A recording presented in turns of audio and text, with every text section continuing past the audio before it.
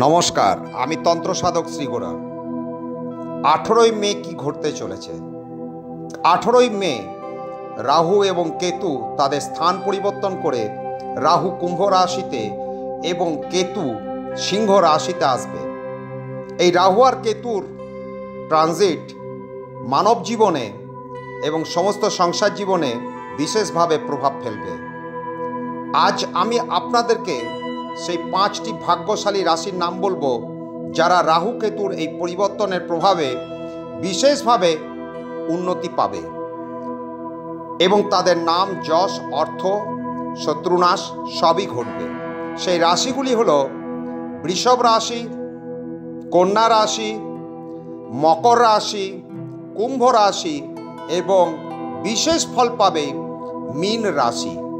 নমস্কার, ভালো থাকুন, সুস্থ থাকুন, আনন্দ।